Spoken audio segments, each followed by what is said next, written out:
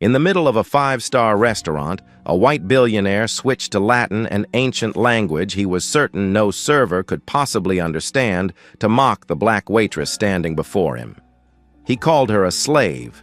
He laughed at her. He savored every syllable, convinced she was too ignorant to comprehend a single word. To him, it was just cheap entertainment, a way to remind everyone of his superiority. But when the woman lifted her chin and responded in flawless Latin, the entire room fell silent. What did she say? Before we dive into this incredible story, I'd love to know, where are you listening from today? Drop your country in the comments below. And if you're new here, make sure to subscribe so you don't miss stories like this one. Now let's get back to what happened that night. The Gilded Lily was not a restaurant for ordinary people. Nestled in the heart of Manhattan, it catered exclusively to those whose net worth exceeded most people's wildest dreams. Crystal chandeliers cast a warm glow over tables draped in white linen, and the soft clink of silverware against fine china created a symphony of wealth and privilege. Ellie Bennett moved through this world like a ghost. At 27 years old, she had learned to make herself invisible, present enough to serve, absent enough to be forgotten. Her uniform was always pressed, her smile always ready, and her dignity always locked away somewhere deep inside, where the customers couldn't reach it.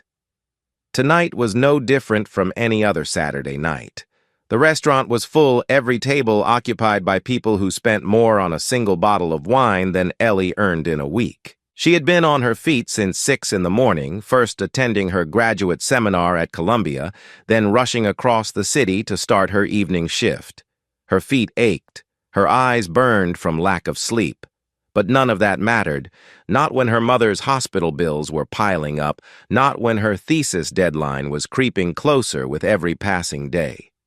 During her brief break, Ellie slipped into the employee locker room and pulled out a worn copy of Cicero's letters. The pages were yellowed and soft from years of handling. She allowed herself exactly 10 minutes to read, her lips moving silently as she translated the ancient Latin in her head. This was her secret refuge, a world where words mattered more than money, where knowledge was the true currency of power. Her co-worker, a young woman named Jessica, poked her head in. "Girl, why do you always read those weird books? What even is that, some kind of code?" Ellie smiled and tucked the book back into her locker. "Something like that." She returned to the floor just in time to see an elderly woman being seated at her usual corner table. Dr. Eleanor Ashford was a regular at the Gilded Lily, a quiet, elegant presence who always requested the same spot by the window where the light was best for reading. Tonight she carried a leather-bound copy of Carlos Aurelius's Meditations, the original Latin text, visible on its spine. Ellie brought over her usual order, a glass of Sancerre and a small plate of olives. Dr. Ashford looked up and offered a warm smile that reached her eyes. It was the kind of smile that made Ellie feel seen, truly seen, in a way that rarely happened in this place. The older woman's gaze lingered for a moment as if she wanted to say something more, but she simply nodded with quiet understanding.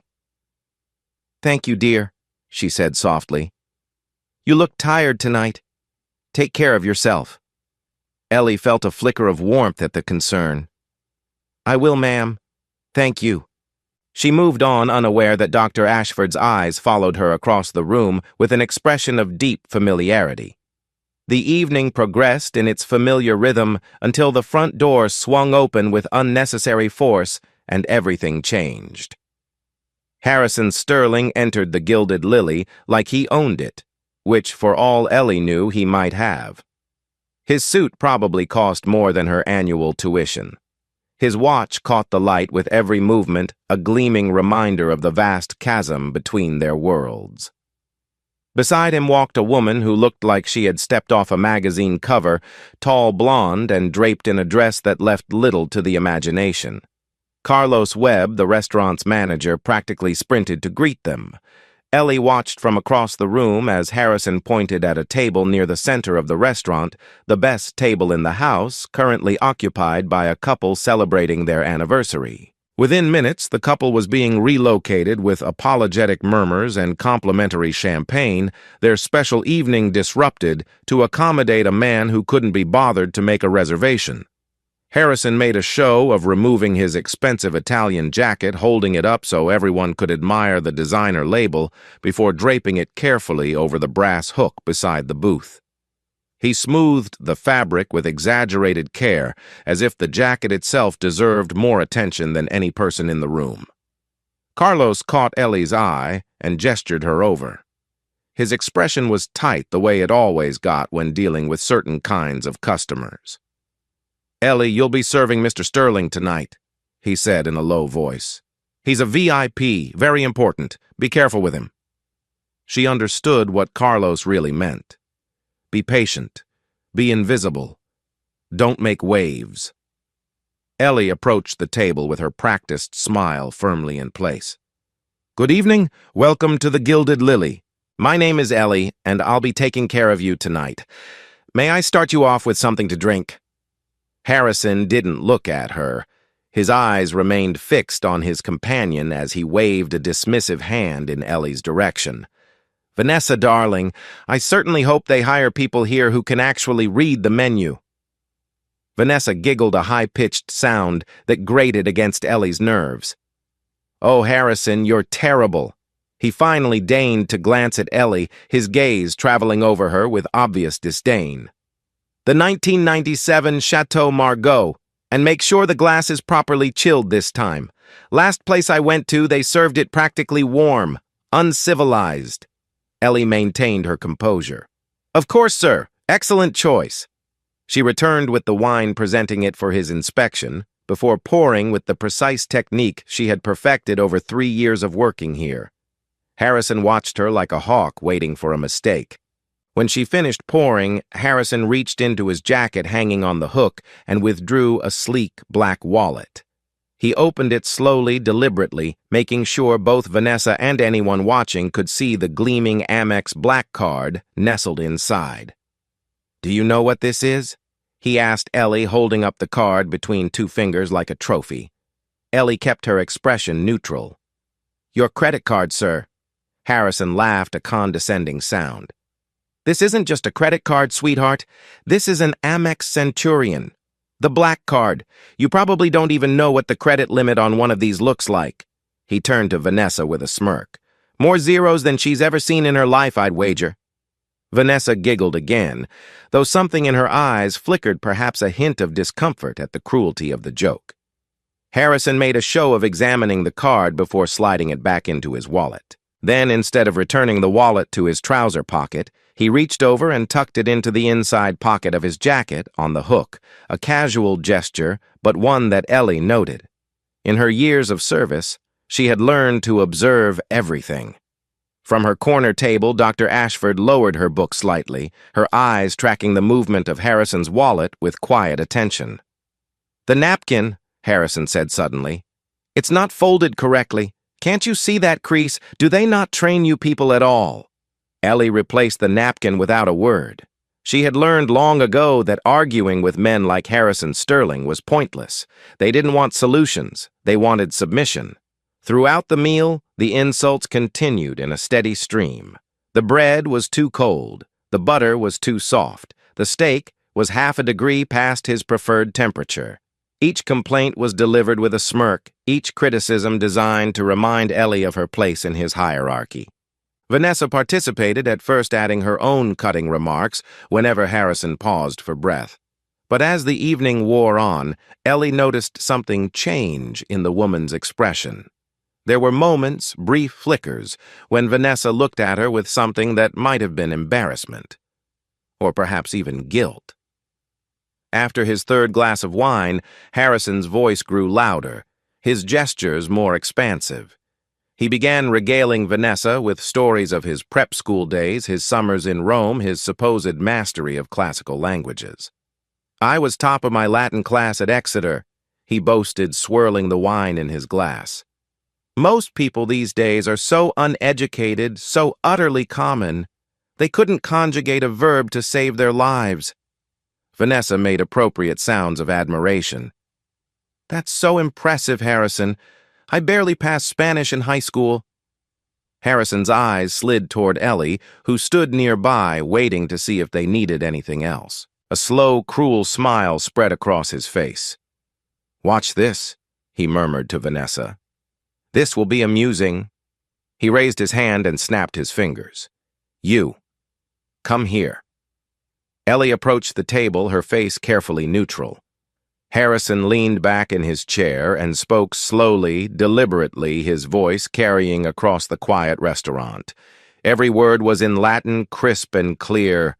"Hanc ancillum nigram specta, nihil intellegit, servi semper servi sunt." Look at this black servant. She understands nothing. Slaves are always slaves. He laughed, delighted with himself, and turned to Vanessa. "See not a clue. These people, they have no idea what real education looks like." Ellie felt the words land like physical blows. Her stomach turned. Her hands trembled at her sides. She understood every single syllable, the grammar, the syntax, the venom dripping from each carefully chosen word. From across the room, Doctor, Ashford lowered her book completely, her eyes now fixed on the scene unfolding before her. Harrison continued his performance, ordering his dessert in elaborate Latin phrases, intentionally using the most degrading terms he could think of. Around them, other diners shifted uncomfortably. A few looked away. No one spoke up. Ellie stood there, frozen between two impossible choices. She could stay silent, swallow this humiliation, like she had swallowed so many others, and protect her job. The job that paid her mother's medical bills. The job that kept the lights on in their tiny apartment. Or she could speak. She thought of her mother's voice, a memory from childhood. "Baby girl, you're going to have to be twice as strong just to be treated half as well. That's the world we live in. But don't you ever let anyone make you forget who you are." Harrison was watching her now, waiting for the confusion, the embarrassment, the defeat. He expected her to bow her head and walk away, just another servant who didn't know her place had been so thoroughly insulted.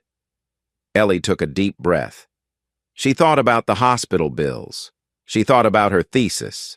She thought about everything she had worked for, everything she had sacrificed. Then she thought about her dignity, the one thing she had promised herself she would never sell. She lifted her chin and met Harrison Sterling's eyes with a steady, unwavering gaze. The entire restaurant seemed to hold its breath. Act 2. Ellie's voice cut through the silence like a blade. "Dominus qui servos despicit saepe ipse servus est suae superbiae." The Latin flowed from her lips with a precision and elegance that made Harrison's earlier attempts sound like a child stumbling through a nursery rhyme. Her pronunciation was impeccable, her grammar flawless, her meaning devastatingly clear. He who despises servants is often himself a slave to his own arrogance. Harrison's smirk froze on his face. His wine glass stopped halfway to his lips. Ellie wasn't finished. She continued in the same measured tone, her eyes never leaving his. "Lingua Latina non est scutum ignominiae sed clavis sapientiae." The Latin language is not a shield for shame, but a key to wisdom. A murmur rippled through the restaurant. Nearby diners exchanged glances, their eyebrows raised in astonishment. Someone at a table near the window let out a soft, incredulous laugh. Ellie tilted her head slightly, her expression calm and professional. "And, sir, if I may, your conjugation of intelligit was correct. But your use of servi in the nominative plural when you clearly intended the genitive singular suggests your Latin education may have been somewhat incomplete." The color drained from Harrison's face, then rushed back in a furious red. His jaw worked silently, as if his brain couldn't quite process what had just happened. Vanessa stared at Ellie with wide eyes, her perfectly glossed lips parted in shock. For the first time that evening, she looked at the waitress not as a servant to be mocked, but as a person who had just accomplished something remarkable. Ellie allowed herself the smallest of smiles. "Now, would you like to continue ordering in Latin, sir? I'm also fluent in ancient Greek, should you prefer. Or perhaps English would be more comfortable for everyone." From her corner table, Dr. Eleanor Ashford set down her book. A quiet smile played at the corners of her mouth as she watched the scene unfold. She gave an almost imperceptible nod, the kind of acknowledgement that passed between scholars who recognized excellence when they saw it. The silence stretched for 3 long seconds. Then scattered applause broke out from a table near the back. An older gentleman raised his glass in Ellie's direction. A woman dining alone covered her mouth to hide her grin. Harrison Sterling had never been humiliated in his life. He had grown up in a world where his last name opened every door, where his money smoothed every path, where his word was law simply because he had the wealth to make it so. He had never been corrected by a servant. He had certainly never been made to look like a fool in front of a room full of his peers. The rage that surged through him was volcanic. "You!" He sputtered, his hand gripping the edge of the table so hard his knuckles turned white. "How dare you speak to me like that?" Ellie's expression remained neutral. "I apologize if my response was unexpected, sir. I was simply engaging with you in the language you chose." Harrison's eyes darted around the room, taking in the amused faces, the whispered conversations, the phones that had suddenly appeared in several hands. His reputation, the carefully cultivated image of the cultured, sophisticated billionaire, was crumbling before his eyes. Vanessa reached out and touched his arm. "Harrison, maybe we should just go. This isn't worth—" He shook her off violently. "Don't touch me!"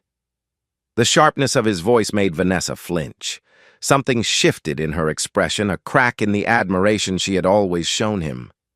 She pulled her hand back slowly, her eyes narrowing as if seeing him clearly for the first time. Harrison's mind raced, searching for a way to regain control. He couldn't leave like this. He couldn't let some waitress, some nobody destroy him in front of all these people. He needed to turn this around. He needed to make her the villain. And then it came to him. His expression transformed from rage to cold calculation. He reached toward his jacket on the hook and made a show of checking his wallet. His eyes went wide with theatrical shock. "My credit card," he announced loudly, his voice carrying across the restaurant. "My Amex Black Card. It's gone." He turned to stare at Ellie, his finger pointing directly at her face. You stole it." The accusation hit Ellie like a physical blow. She took an involuntary step backward, her composure cracking for the first time. "I'm sorry, what?" she managed. Harrison stood up his chair, scraping loudly against the hardwood floor. "Everyone heard me. This woman has been serving my table all night. She's had access to my jacket, my belongings, and now my card is missing." He looked around the room, playing to his audience. A card worth over $100,000 in credit, I might add. The atmosphere in the restaurant shifted instantly. The amused glances turned suspicious. The whispered conversations took on a different tone. Ellie could feel the weight of dozens of eyes on her, and she knew exactly what many of them were thinking. A black waitress. An accusation of theft. The math was simple in their minds, and the answer was written in their prejudices. Carlos Webb rushed over his face, pale with anxiety. "Mr. Sterling, I'm sure there's been some misunderstanding. Ellie is one of our most trusted employees. She would never—" Harrison cut him off with a wave of his hand. "Are you calling me a liar? Do you know who I am? I play golf with the owner of this establishment every single week. One phone call from me and you'll be out of a job by morning." Carlos swallowed hard. Ellie watched the conflict play out on his face, the desire to do the right thing, warring with the very real fear of losing everything. In the end, fear won. "Ellie," he said quietly, unable to meet her eyes, "maybe you should cooperate, just to clear this up." "Cooperate?" Ellie's voice cracked slightly. "Carlos, I haven't done anything wrong." I know, he said, still not looking at her. "But if you have nothing to hide, then there's no problem, right? Just let us check and this will all be over." The betrayal stung more than Ellie expected. 3 years she had worked here. 3 years of perfect performance reviews of covering extra shifts of going above and beyond for customers who rarely bothered to learn her name. And now, when it mattered most, the man who was supposed to protect her couldn't even look her in the eye. Around them, more phones had appeared. Ellie could see the red recording lights blinking like accusatory eyes. This moment, this humiliation was being captured from a dozen different angles. By tomorrow, she would be a viral video, a hashtag, a cautionary tale shared by strangers who would never know her name, but would feel entitled to judge her entire existence. Harrison pressed his advantage. "Well, what are you waiting for? Check her pockets. Check the employee area. Check whatever you need to check." He crossed his arms, a triumphant smile spreading across his face. Unless, of course, she has something to hide. Ellie's mind raced through her options, each one more impossible than the last. If she refused to be searched, she looked guilty. If she submitted to being searched, she was admitting that a wealthy white man's baseless accusation was enough to strip her of her dignity. Either way, Harrison won. She thought about her mother lying in that hospital bed, the tubes and wires keeping her alive, while the bills piled up on the nightstand. She thought about her thesis, 2 years of research that would be worthless if she was arrested, if her record was tainted, if Columbia decided a theft accusation, even a false one, was too much of a liability. She thought about her father gone too soon, who had worked himself to the bone to give her opportunities he never had. What would he say if he could see her now, standing in the middle of a fancy restaurant, while rich people decided whether she was a criminal? The memories washed over her like a wave every time a teacher had assumed she cheated because her essay was too well written, every time a store security guard had followed her through the aisles, every time someone had clutched their purse a little tighter when she walked by. A lifetime of small indignities that added up to this moment, this accusation, this public trial by the court of wealth and privilege. Her eyes burned, but she refused to cry. She would not give them that satisfaction. Vanessa stood up slowly. Her face was troubled, her earlier playfulness completely gone. "Harrison, are you sure about this? Maybe the card just fell somewhere. Maybe you left it in the car." Harrison turned on her with a snarl. "Whose side are you on? I know what happened. I know what I saw." Vanessa took a step back, her expression hardening. "I'm just saying this feels wrong. She's standing right there. She hasn't tried to run. She hasn't done anything except embarrass you, and now suddenly she's a thief." For a moment, something dangerous flickered in Harrison's eyes, but he controlled himself, smoothing his features back into a mask of righteous indignation. "Vanessa, darling, you're too trusting. It's one of your most charming qualities, but in this case it's misguided." He turned back to Carlos. "I want her searched, and I want the police called. Now." Carlos pulled out his phone with shaking hands. Ellie watched him dial, watched her future unravel with each passing second. "Please," she said softly. "I didn't take anything. I swear to you I didn't take anything." No one responded. No one met her eyes. She was alone in a room full of people surrounded by witnesses who had already decided she was guilty. The weight of it pressed down on her chest, making it hard to breathe. 3 years of perfect performance, a lifetime of playing by the rules of being twice as good to be considered half as worthy, and none of it mattered. None of it had ever mattered. She closed her eyes, preparing herself for the worst. And then from the corner of the restaurant came the clear, sharp sound of a glass being set down on a table with deliberate force.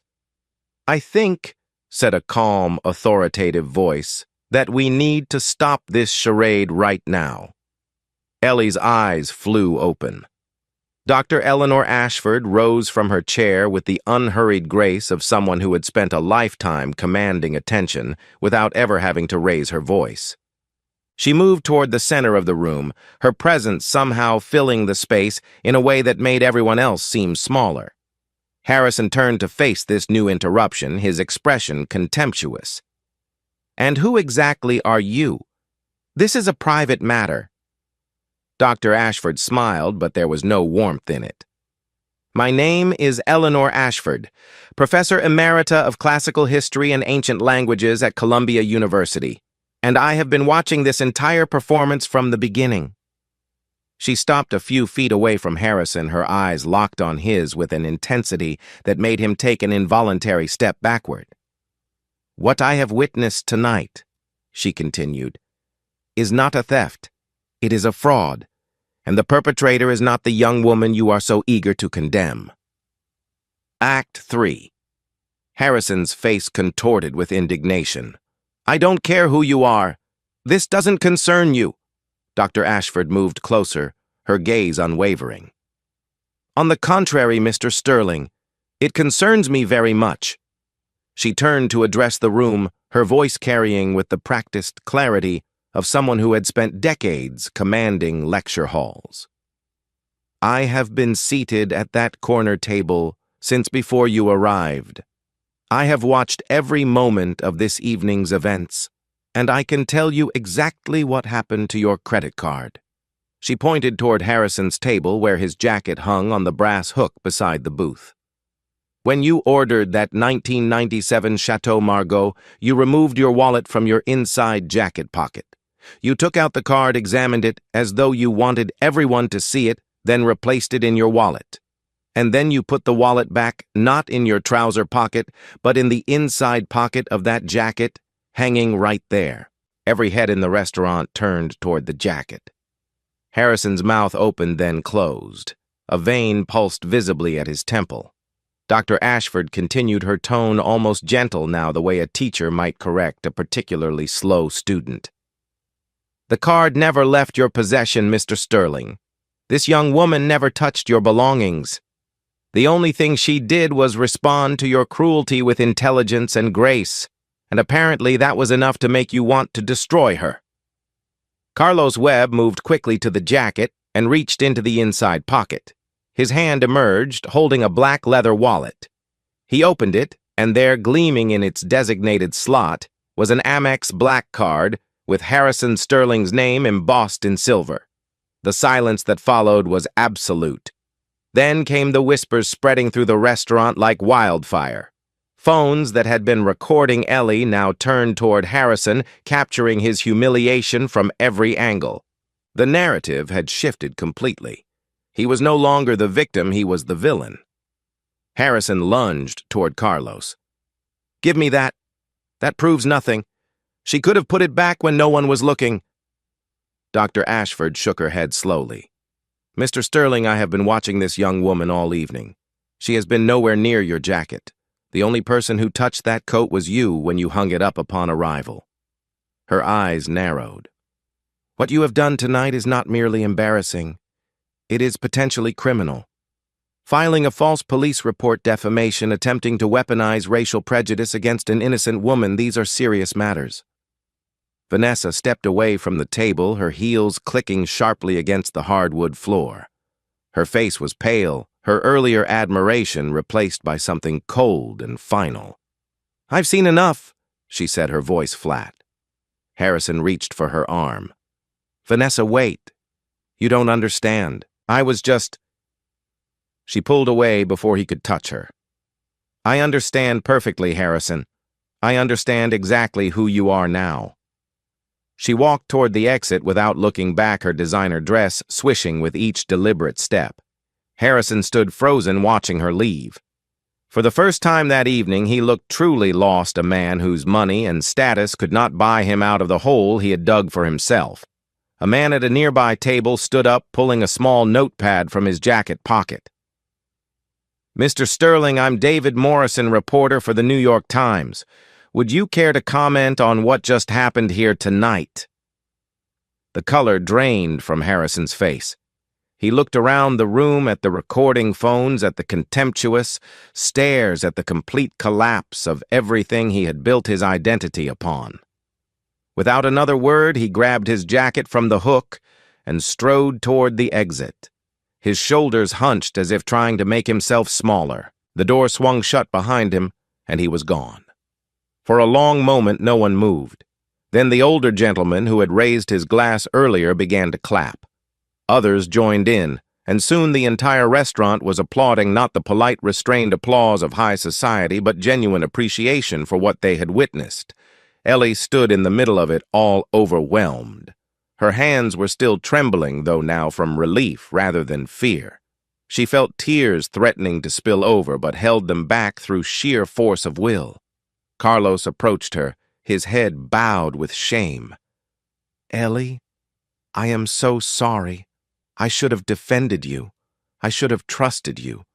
I was a coward, and I have no excuse." Ellie looked at him for a long moment. 3 years of loyalty, and he had been ready to throw her to the wolves at the first sign of pressure. But she also saw the fear in his eyes, the weight of his own struggles. She knew what it was like to be trapped between impossible choices. "I understand the position you were in," she said finally. "But next time remember that your employees are people too. We have families. We have dreams. We deserve to be protected, not sacrificed." Carlos nodded, unable to meet her eyes. "You're right. You're absolutely right." Dr. Ashford appeared at Ellie's side, her expression warm for the first time that evening. She placed a gentle hand on the younger woman's shoulder. "My dear," she said softly, "why didn't you tell me about your situation? The night shifts, the financial pressure. I had no idea you were struggling so much." Ellie swallowed hard. "I didn't want anyone to feel sorry for me, Professor. I wanted to earn my place to prove I could handle everything on my own." Dr. Ashford smiled, and there was something like pride in her eyes. "That is precisely why I have always believed in you, Ellie. Your resilience, your determination, your refusal to ask for help, even when you desperately need it, these qualities will serve you well in academia." She squeezed Ellie's shoulder gently. "But from now on, let me help. You don't have to carry this alone." She reached into her purse and pulled out a business card. "There is a paid position available, a teaching assistant role in my department. The salary is modest, but it would be enough to cover your expenses without requiring you to work these brutal hours. And I know of a foundation that provides grants for graduate students with family medical emergencies. I will personally recommend you." Ellie stared at the card in her hand. After everything that had happened tonight, this small rectangle of paper felt like a lifeline. "Professor Ashford, I don't know what to say." The older woman patted her arm. "Say you'll accept. Say you'll let me help you finish what you started. Your thesis on Latin's influence on Renaissance literature is too important to be derailed by circumstances beyond your control." Ellie nodded, not trusting her voice. Around them, the restaurant was slowly returning to normal. Diners were settling their bills, whispering about what they had witnessed, already composing the stories they would tell. Ellie knew that by tomorrow this night would be everywhere on social media, in news articles shared by people who would never know her name but would remember what she had done. She walked to the employee locker room one last time. Her hands were steady now as she untied her apron and folded it neatly, placing it on the counter where she had placed it so many times before. She opened her locker and retrieved the worn copy of Cicero's letters, running her fingers over the familiar cover. Carlos appeared in the doorway.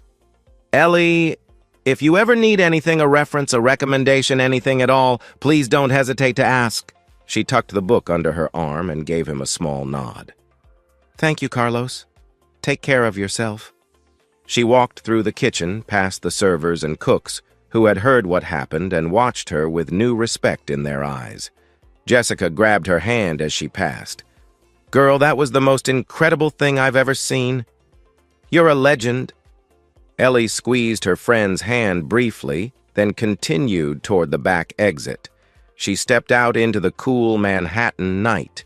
The city hummed around her taxis, honking distant laughter, the endless pulse of life that never stopped no matter what dramas played out in fancy restaurants. She stood there for a moment, breathing deeply, letting the night air fill her lungs. Above her, the sky was clear for once, a few stubborn stars managing to shine through the light pollution. She thought about her father gone too soon and wondered if he could see her now. She thought about her mother fighting her own battle in a hospital bed across the city. Her phone buzzed in her pocket.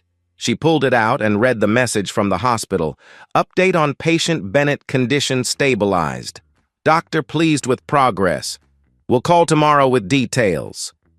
Ellie closed her eyes and allowed herself one moment of pure relief.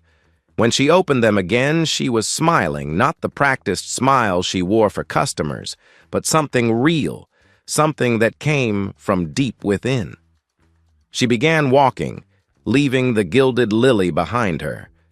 The streetlights cast long shadows on the pavement, and somewhere in the distance, a saxophone played a lonely melody.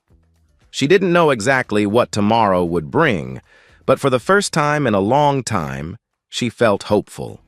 Language had been used as a weapon against her tonight, but in the end, it had become her shield, her sword, and her salvation. Harrison Sterling had tried to prove that she didn't belong in his world, and instead he had proven that his world wasn't worthy of her. Ellie Bennett walked into the night, her head held high, carrying nothing but a worn book of Latin letters and the knowledge that no one, not wealth, not power, not prejudice, could ever take away who she truly was. And that's Ellie's story. Here's what I hope you take away from it. Your worth is never defined by how others see you. Not by your job title, not by your bank account, not by the assumptions people make when they look at you. The things that truly matter, your knowledge, your dignity, your character, those are things no one can take from you unless you let them. If this story moved, you hit that subscribe button and turn on notifications so you never miss another one. I share stories like this every week, stories about ordinary people who refuse to be broken by extraordinary circumstances. Leave a comment and tell me, have you ever had a moment where you had to stand up for yourself even when everything was against you? I'd love to hear your story. Until next time, remember, the people who try to make you feel small are usually the ones who feel smallest inside. Keep your head high.